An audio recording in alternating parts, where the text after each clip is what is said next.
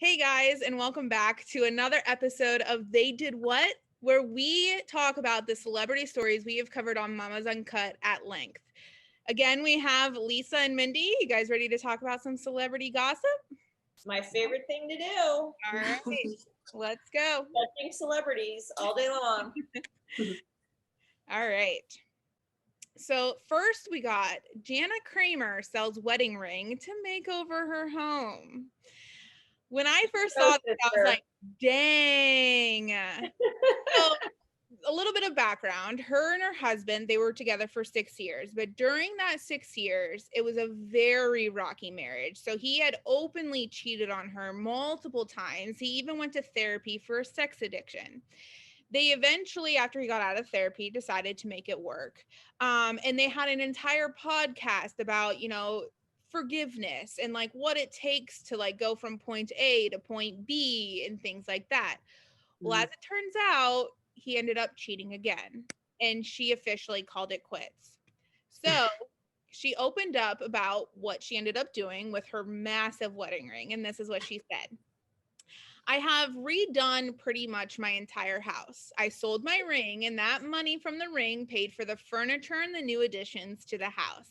I debated, but I'm like, I'm going to sell this ring and then maybe buy myself something like a bag or my divorce present.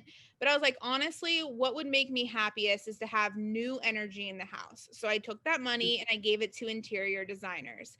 This was our house and we made memories here, and I needed to create a new space that felt like me and felt like mine. So now I have someone over here right now painting the bar room. I'm going to make it look really cool in a girly wine bar. So that's helped me a lot.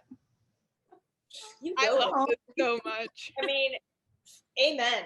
Yeah. That's like lemons into lemonade thing there. I think that's actually, if you're going to stay in the house and you want to you want it to be something new going forward. Yeah. I think that's a great way to transform it. And what kind of a ring was this? Okay, Rings are not cheap. I know. Wow. It was quite the ring.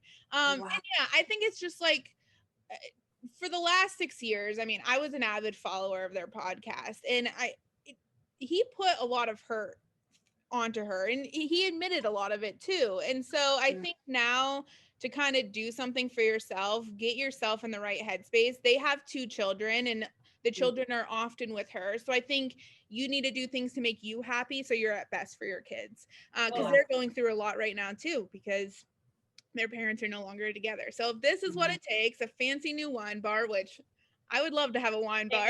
Yeah.